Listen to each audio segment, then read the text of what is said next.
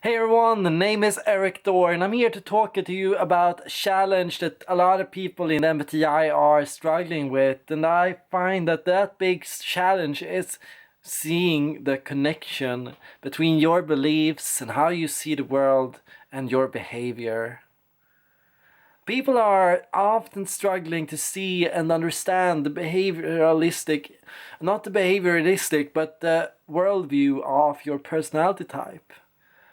You aren't able to accurately understand your values and how you see the world. You are struggling with connecting with and understanding your belief system. And because you do, a lot of the time you'll find it very hard to change and to improve and to grow. Your belief system is and can keep you from growth, and it can also give you and provide you with the means to grow.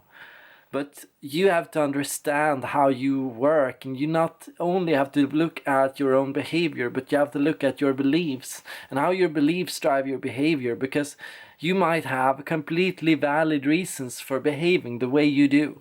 You have a completely interesting worldview. You have a fascinating way to look at the world, and that worldview is going to affect how you act, how you behave, and how you are around other people.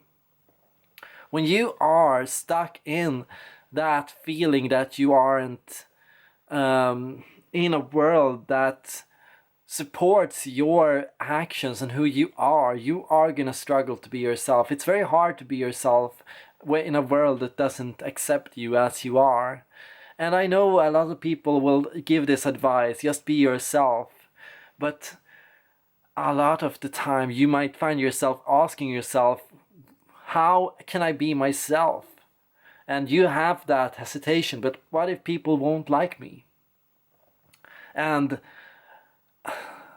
I don't think it's possible to be yourself, if you don't think that people out there are going to like you. If you think that it's important that other people like you, if you have this chain of beliefs that are holding you back. You can't simply flick a switch and just be yourself. There is no button to be yourself. What you have to do is you have to look at deep down, what do you think, what kind of world do you think you're living in? What do you think this world asks of you? What do you think this world expects of you?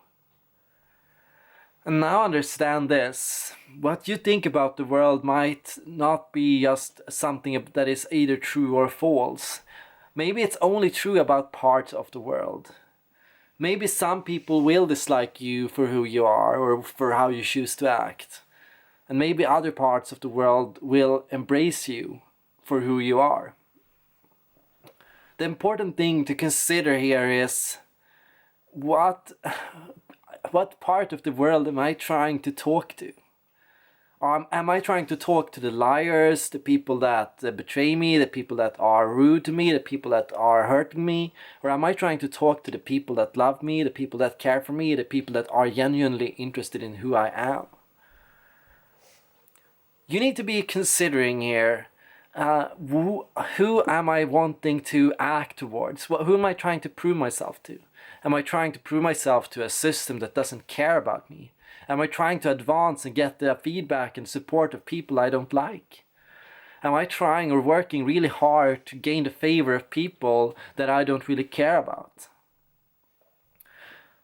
Your beliefs can have the potential to either hold you back completely, setting you back from being yourself, giving you stress, making you anxious, making you feel worried constantly.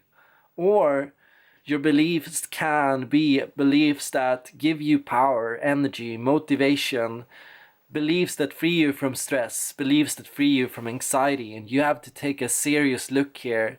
How can I find the beliefs, the values, the worldview that can help me feel free from stress? What kind of a world do I need to live in where I can calm down, unwind, relax from that sensory world, relax from that physical world, relax from that world of work, money, cash, payouts, relax from all the hard and rough stuff that can get a feeler down, or relax from all those expectations and people and values that can get the thinker down.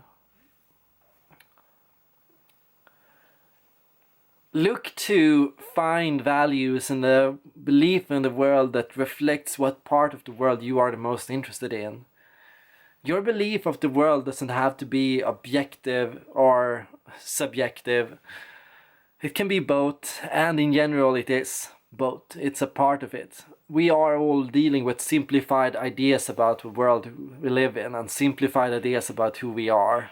We are all carrying on to things we think about ourselves and about other people. And if you think other people are douchebags, if you dislike other people, that's gonna tie into how you choose to deal with other people.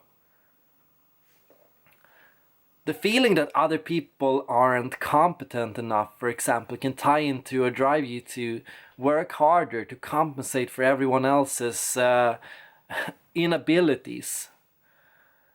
The belief that other people don't understand you can fuel you to trying to be more aloof or more withdrawn. The belief that other people don't care about you can drive you to avoid and pull away from other people. The belief that other people dislike you or that they are trying to leave you can drive you to work really hard to make sure you hold on to them. The belief that your ideas aren't going to work, or that your ideas are too big or too simple or too something, can drive you to act in ways that keep you from exploring your ideas.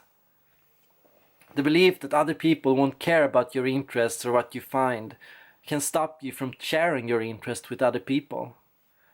And the belief that other people are going to be against you or that they are going to criticize you can fuel you to act in a way that is more defensive. And so I think we all need to try to find out and iron out descriptions of the core beliefs that are the best for every personality type in order for them to be to find themselves. And I'm not gonna say here that belief is mind over matter. I'm not gonna say here that you can change your world or the entire world by just changing your beliefs. You can't fix the world through positive thinking. You can't think your way to happiness, and you can't simply choose to refuse knowledge or facts that aren't true. You have to, of course, find a basis in reality. You have to find a way to turn the evidence and the facts and the things you find in others and to decide how you want to approach these things. You have to find and make sure that your belief in the world is, of course, not delusional, but that it represents and supports what you desire, and that you can use the information about the world you have in a way that is meaningful and positive for you. So it's also about not just finding the core beliefs for every type, but finding the beliefs to avoid for every type. It's about finding out what an INTJ that has gone bad believes about the world. Often, for example, that everyone else is against them, and that everyone is secretly conspiring to take away their power somehow. It's about finding out what beliefs for an INFJ can drive them into an NITI loop, for example. Perhaps the belief that that nobody cares, so that nobody will understand you, is what drives an INFJ to go into an NITI loop. And you can come of this from two different perspectives. You can, of course, change your behavior, and in return, by changing your behavior, find a new worldview. Because if you change your behavior, you're going to learn about new things about the world. Or you can change your worldview, and then in that return, also change your behavior. Because when your worldview changes, your behavior changes. It's all a question of what approach do you want to take? Where do you want to begin? Do you want to begin with changing your behavior, or do you want to begin with changing the world? I mean, changing the worldview. And also, it's not just about changing the world metaphorically. It's not just about changing your beliefs about the world. Of course, it's also about changing the actual world. Changing your workplace to work for you. Changing your school and education system to fit with what you need to learn. Changing your friendships and your relations with other people to make sure that they fit your needs and your interests. We need to make not just changes in the mind, but changes in the real world. We need to not just change our own behavior, but change other people, but not in a way that goes against their interests, but in a way that helps realign them, that helps reorient people to be more true to themselves. That's my message for today. I hope you enjoyed this video. If you did, leave a like, share, subscribe, whatever you feel like. Thank you for today, and may your neurons be with you.